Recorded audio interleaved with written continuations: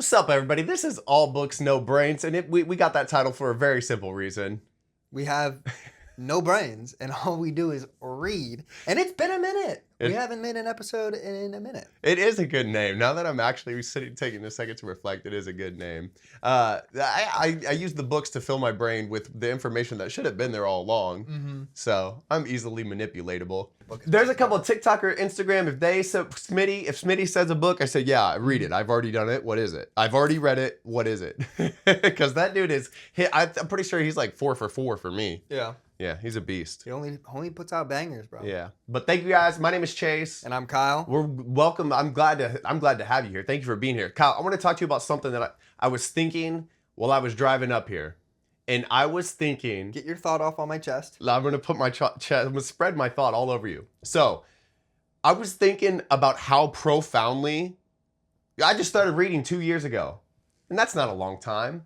But almost my entire adult life, I'd forgotten reading existed. Mm-hmm. And I was just reflecting on how profoundly reading with intention has changed my life. Yeah. And I was like, damn, it's right up there. Reading has probably had the most profound impact, right up there with the hallucinogenic trips in my early 20s and becoming a father. I would say hallucinogenic trips, becoming a father, and reading have all like fundamentally changed the way I go about life and the way I view my existence. Yeah. And I was like, dude, that's pretty damn profound for me as an individual. Just reading, I think, I don't know. What do you think? I agree. I mean, I think, and I've always said that one of the best things about reading fiction in general is like you're being put in somebody else's headspace and you have no control over the story, and then you kind of have to understand or figure out why did this character make this decision? I wouldn't have done that.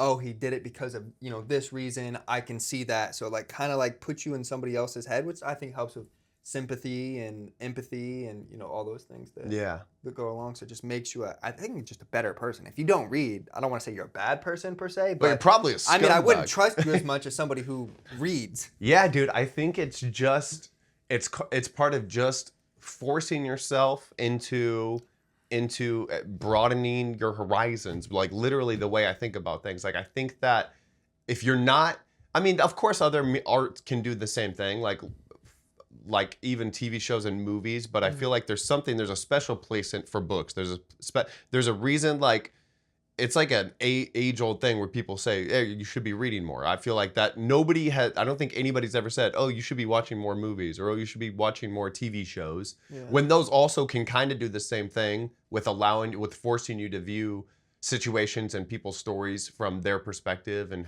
develop that empathy. Yeah. But pretty much everybody says you should read more. And even people who don't read, you'd be like, yeah, I should probably read a book. I should probably pick up a book. I think it's because like movies and TV shows, like it's hard to be a like conscious watcher. Yeah. It's very easy to just sit there and watch a movie and like, oh, it's a very passive experience that's happening to you. The reading, you have to do the reading. And then we have audiobooks nowadays, but like reading, you have to do it. Yeah. It doesn't go if you're not doing anything. But yeah, you're physically engaged. Yeah. Yeah, you're mentally and physically engaged with the art in a way that is only true with reading. Even with the audiobook, you may still get the story, you may still get the enjoyment, you may still get like 90% of what a book has to give, but there might be something missing just because you're not engaging physically with the medium. I don't know. I don't know. This is a hypothesis. And I think there's something super powerful when you're reading a physical book about like sitting in silence and just reading, and then you like, whoa, I haven't spoken and like I haven't said a word in like 2 hours. Like nothing's been happening. You were there, but like when I'm reading, I like skip out on 2 hours. I'm like, fuck, I was not here. Yeah. 2 hours. If you could get into that flow state, that rhythm. Yeah, that hasn't happened for me in a while. I think finding a good book. I feel like, I'm not even joking. I feel like reading is for everybody if they could find what they enjoy to read. Yeah. Because I literally thought for like 5 years, 10 years of my life, I thought I didn't enjoy reading. That's because I was reading nonfiction, self-help, inspirational, motivational. Sucks, dude. Yeah. I thought I didn't like reading. You need to read one of those books and you're good. They all, dude, I have like 20 up on my shelves and they all say the same thing over and over and over again. It's like you read one and they all say things that you know. Yeah. You know you need to wake up, handle your business, go to the gym, go to work, come home, Have positive thoughts. have positive thought. You know, be like, damn, my life would be so good if I could just get myself. It's just discipline. Yeah. All of it is discipline. Yeah. Those books have me convinced that I didn't like reading. I truly believe that people, for a large portion, like if you take 100% of the people who don't read on a daily basis, I think 90% of those cases would be people would start reading if they were able to find a book that they liked. And I feel like you just don't get into a habit. We're such creatures of habit. And like, if you reflect upon your time, like, what did I do today? And you looked at every single thing, it's like all habitual shit. Yeah. And then, so like me picking up reading, it really took, I think I got super lucky with your very first ever book recommendation because I loved it. And simply, didn't know what I was missing. So I'm reading this book. And before I know it, I'm done with the book and moving on to the sequel. Yep. And then the next one and the next one. Luckily, it was a series of 6 books. So I ended up just forcing reading into my daily habit because I thoroughly enjoyed the reading. So then I knew that I do like books. I just need to find books that I enjoy. And dude, I'm telling you, when I talk about the profound way, reshaping the way my mind thinks about things, these books live rent-free in my head. Yeah. When I read a good book, I feel like that is part of what differentiates like a meaningful read versus just, I mean, you could read and just be entertained, be like, yeah, that was good, that was entertaining, I enjoyed it. But the ones that stick with you, you just keep thinking about the whys and the hows, and they pose deeper, more meaningful questions in an entertaining way. And I feel like that, when I realized the reason this thought came to me when I was driving over here is because like, oh, I'm still thinking about these books that I've read 2 years ago on a daily basis. Yep. And I was like, that's good art. That's just straight up good art. Very good. Yeah, I have been finding for myself reading. I used to just like to read the cool stories with dragons and magic and like cool things were happening. Yeah. And now I am needing that deeper, that depth to the story that a lot of people like call classics because they deal with a lot of fundamental like Mr. Jekyll and Mr. Hyde deals with like dual personalities.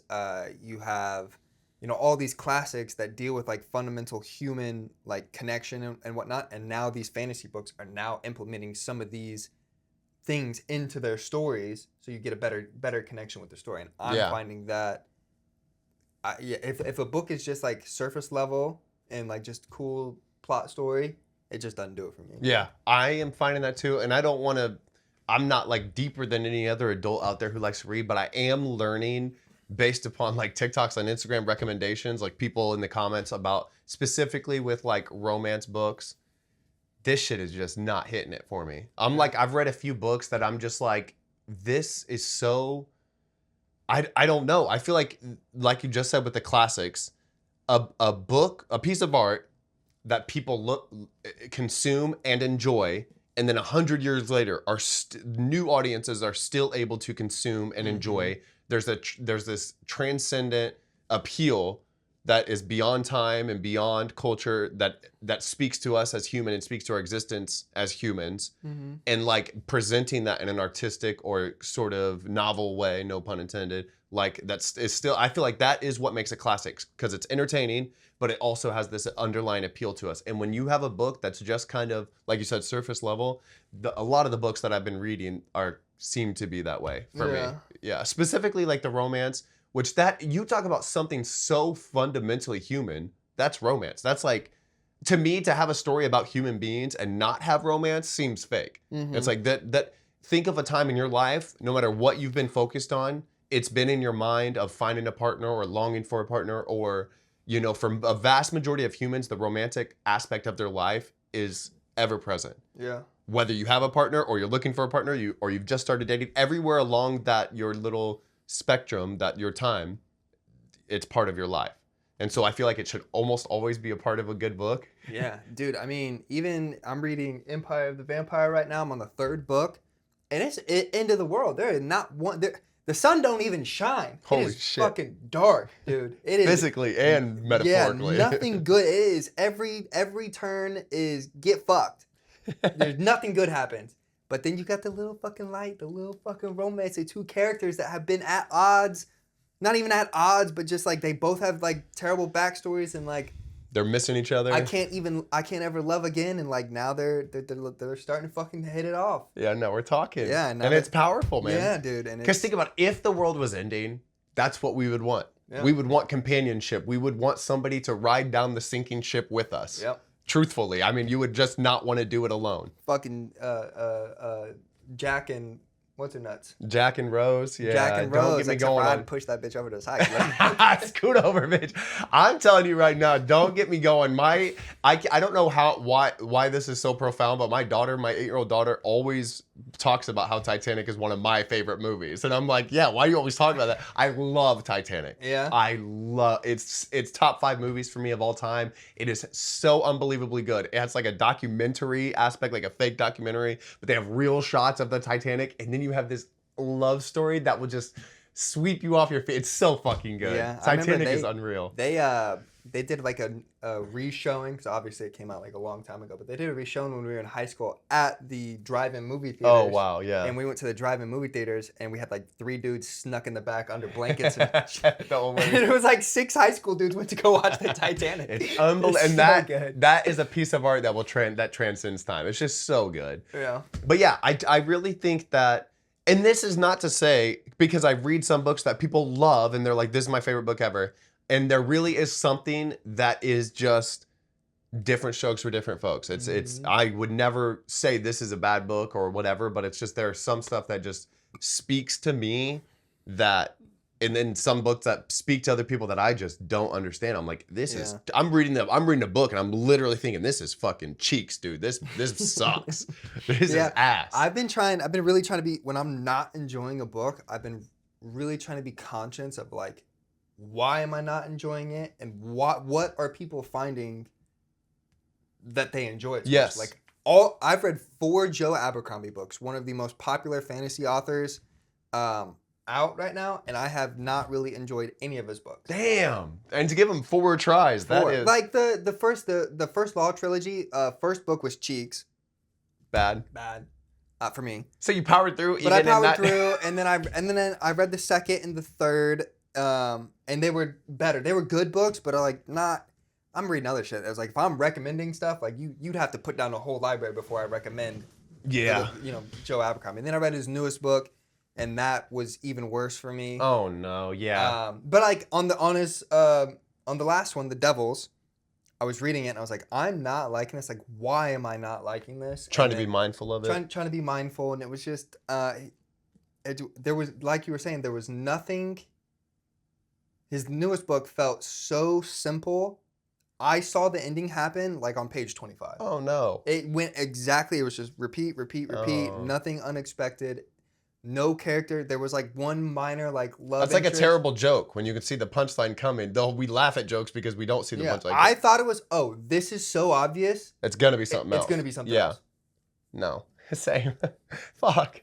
God. But anyways, a lot of people love it. It is kind of like a silly, goofy, wacky, fun little read. I thought it had a lot of potential, but it was just, there was nothing there. There was a slight love interest that ended up not panning out. I don't know why, but When love interests don't pan out, oh, dude. So one for me, a couple things came to mind just hearing you talk about Joe Abercrombie. The latest one of the books I just got done reading, which is The Strength of the Few, the book 2 of the Hierarchy series by James Eilinson, the sequel to The Will of the Many. I definitely, it's not the end of the story. There's still another or more books coming out. I'm not sure how many. I think it's supposed to be 4. 4. There's still, so we're only halfway through, but so far how it's shaping out, I predicted it. I've already seen exactly what this is, and if you want to not have spoilers for this, just skip ahead like 10-15 seconds. But Brandon Sanderson already did it. He already did it with the Final Empire, and the Lord Ruler is exactly how Ka in The Will of the Many and The Strength of the Few is turning out to be. We haven't talked since you finished that book. Yeah, we need to talk it, but I already saw it coming out. I said, I guarantee this is what's going to happen. He's going to be this huge bad guy who, as soon as he starts talking, our main character meets up with him, he's going to realize, oh, fuck, the bad guy is doing all of this because it's the lesser of 2 evils. Guaranteed. Or not guaranteed, but I was like, this is my hypothesis. And sure enough, so far, that's where it's at. He's holding the world together by ruining it, and I was like, oh, Brandon Sanderson did this with the Lord Ruler and the Final Empire. Yeah. And it's not that it's still a very good book. It's still a very good book, but I definitely saw what was going to happen from about the beginning of the second book. I had those same thoughts too, but my thing was I read the Lacanius trilogy, which is Mhm. his first trilogy, and that is some confusing mind fuckery Yeah. things. And I was like, oh, I'm just playing it, holding out hope that he's got some crazy shit that's gonna happen. That's gonna be you're not gonna be able to expect. Yeah. I definitely think though, because that is what makes a good antagonist is having meaning, having depth, having rationale that a reader can get behind. We're like, fuck, I don't want to empathize. I absolutely don't want to empathize with the bad guy, but you're forced to. I think that makes for a dynamic story. And if I hadn't already read Mistborn not that long ago, I feel like I definitely would have been surprised. But I had already, the writing was on the wall with regards to that.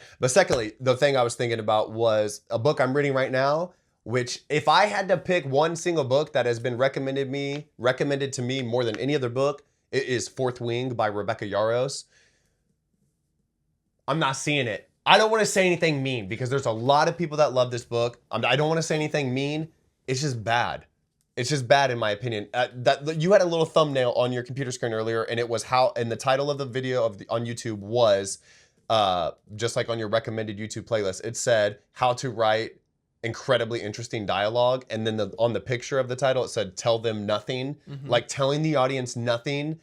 They're forced to, as a reader, when you are like just like provided a scene and you have to extrapolate or interpret or infer what the fuck is going on. You have 43 different things that it could possibly be. I'm reading through The Fourth Wing and it's none of that. Yeah. Everything, I guess as I get going, like she's still just setting up because I'm only about 100 pages in. She could just be setting up, but the writing style is just makes the book so unappealing. There's no implications. The character either says out loud or actively thinks in writing out loud to the reader everything. So there's no time to make an inference as a reader. I don't know. It's saying too much. It's giving the reader more, which in the long run and as far as quality storytelling goes, gives the reader less. Yeah. And it just comes off as cheesy. Yeah. It's like the themes are for an adult. They're having like sexual themes written for a middle schooler is what it's giving. No offense, Rebecca Yarros. Yeah.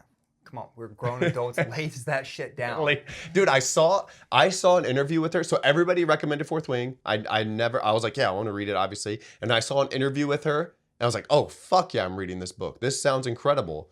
And I'm just utterly disappointed. I will be finishing it. I am going to finish it. I think, and I've thought about this a lot because I was like, dude, why there seems to be not very many like massive series anymore. Like in the early 2000s, you know, we had Harry Potter,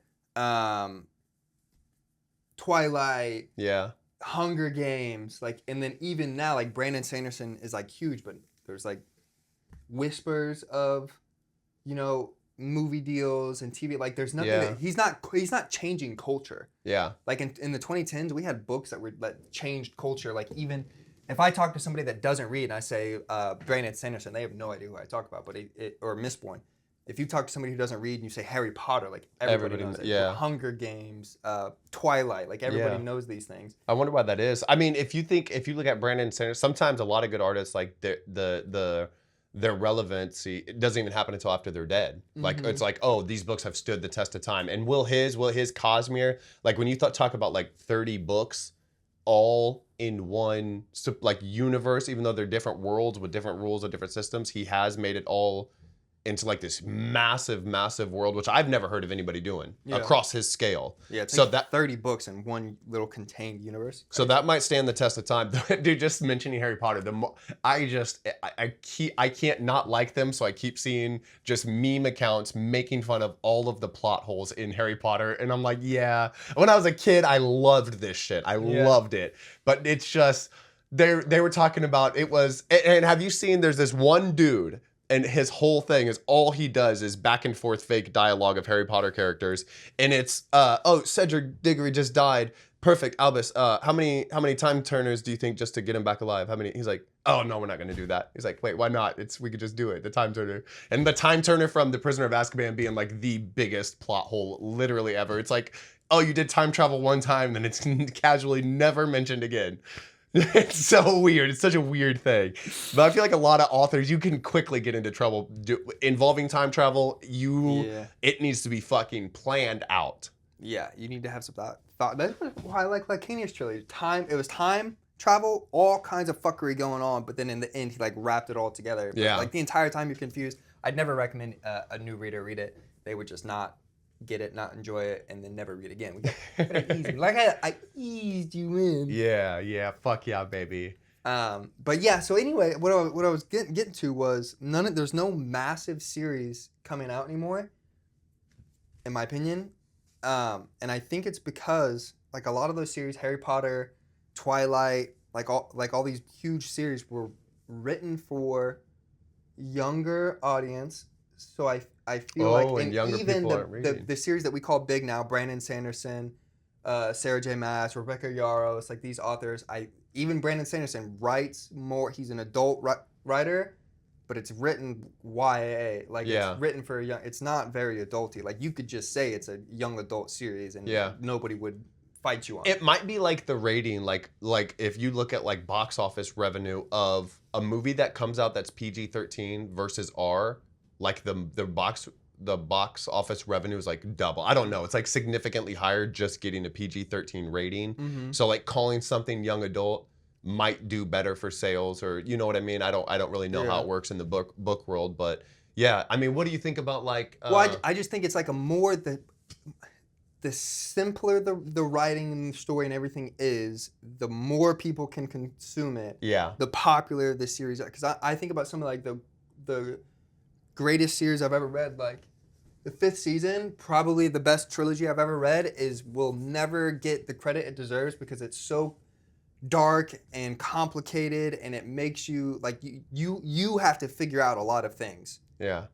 And a lot of people just will give up on it. It's not very accessible. Yeah. So. Dude, I don't. So when I have this opinion of, it literally makes me feel like Will Ferrell from from Anchorman talking about I have many leather-bound books. But it's kind of I want to reframe my mind because I don't want to think that I like more complicated books, and then just the general mass of people just can't understand that complicated books because I'm smarter than. I don't think that's the case. I know exactly what you're saying, but I can't help but think that and feel like Ron Burgundy talking about having many leather-bound books. And I literally think what you're talking about is like, it's like there are things that are commercially mass consumable to a lot. Like I think about people like, for example, my girlfriend even. It's like she doesn't like the complicated shit. She doesn't. Like, she's literally reading, I was explaining to her The Fourth Wing, and she's like, that sounds like all my books. Like, I might want to read that. Like, I like that. And she was like, and she, like, reads, like, just, like, these little love stories. And wait, maybe we are... I don't want to be an elitist. All brain and all book.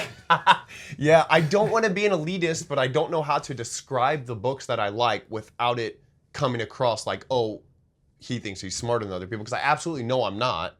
And I don't believe I am. I just don't know what about my taste and like these books that seem young adult are just not appealing. I read it and it literally takes me out of it. Whereas, and I was even explaining to my girlfriend, I was like making fun of this part in Fourth Wing where she was like, my sister is over here defending me, but she's also, it's like a backhanded compliment. She was like, what the fuck? And I was like, that's fucking cheesy. I was like, people don't talk like that. I was like, do you think like that in your head? But then I was like, oh, in my books, where it's more poetic, like even in Red Rising later on in the series or in the Sun Eater series, it's like poetic. And I was like, well, people don't talk like that either. That's not real life. Mm-hmm. And I was like, why am I more drawn to that style of prose than this, what I'm calling cheesy style of prose? Neither of them are real life dialect. Yeah. Yeah. So it's not better. Different strokes for different folks, man. I mean, some people like to slows it down, make love. Some people like to speed it up and fucking put it down. You know mindlessly jackhammer away. Like a mindless piston. And most people that are in the receiving end don't like that. Yeah, I don't know, dude. I don't want to, I truly, truly believe it has nothing to do with it. It is just. The only elitist thing that I will say that is if you are a reader, just in general, you read books, you are better than other people. True. It doesn't matter what you're reading. If you're reading, you are better than the people not reading. Yeah, I do. I think it makes you, I think it has the potential to make you a better person. I say that because I think it has the potential to make you a more mindful, thoughtful person, which will lead to you being a better person. Especially fiction. Yeah. Or I'd never really read not like nonfiction, but like stories, because obviously nonfiction is any book that isn't. It's real. It's real, but like so I feel like somebody could write a nonfiction story about like some crazy shit, like I don't know. I'm thinking about like the assassination of Abraham Lincoln, and like somebody could write a crazy story like that was real and did happen, and you could get something out of that. Oh yeah. Yeah. But like fiction in general, like that is what's gonna make you think about other people, consider other people's feelings, understand different perspectives. Yeah.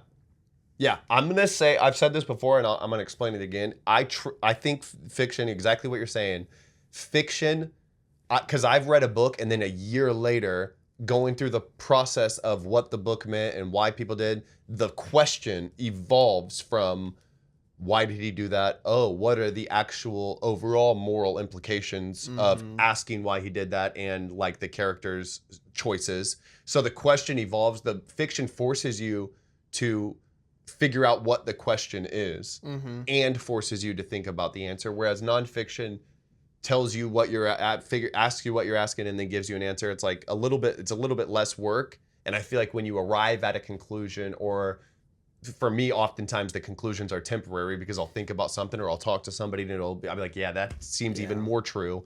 But when you arrive at a conclusion, you've earned it. You've fought through this sort of rhetorical process in your own head, answering questions regarding morality or ethics or whatever that you didn't even know you were asking when the conversation first started. And just dwelling on it and pondering it, then boom, a year later you have a question that came from a piece of work, from a piece of art, a fiction book that you didn't even know you were asking. And that's why that shit sticks with me. That's why it sticks with me. Yep. Yeah, reading fucks.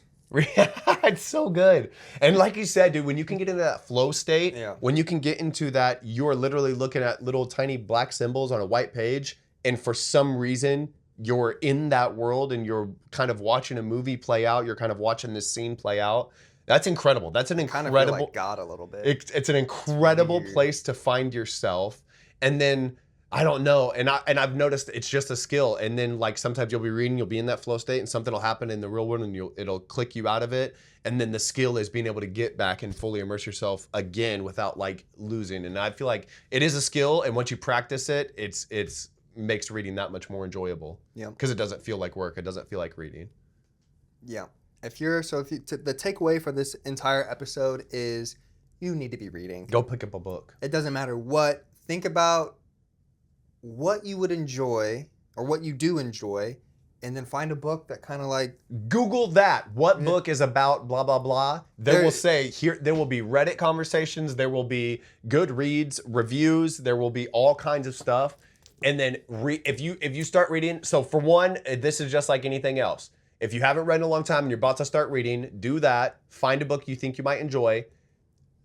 So once you've established the skill and the habit and you feel confident as like you're a good reader, you're picking up on the stuff, then you can DNF. Don't just give up because you think you're not enjoying it, because it might just be the skill that you need to practice, and it might be a good book that you'll actually like. Because I'm trying to think of, for somebody new, how do you differentiate between, I haven't read in a long time and this book's not really clicking with me because I'm not a very good, it's not a skill I've honed, versus this is not a book I'm enjoying. Yeah. So I say power through it. For at least the first book, power through. And then once you've established reading into your habit, then if you don't like a book, put that shit down. Yeah. Put that shit down. If you're confused, you don't know what's going on, for a lot of fantasy, like the beginning, like the first 100 pages is like you're lost. You don't know what's going on. You just have to power through that. Keep reading. And then it'll all make sense later. And like my wife has, before I met her, she said she had never read a book as an adult and didn't even finish the books that they told her to read in school. Oh my goodness. And that was me. She found she's read like 5 or 6 books in the past like year, which is like much better than a lot of people. Yeah. And she read 2 books in a month because she found books that... What did she read? It was like some like romance thriller, like what was this first one?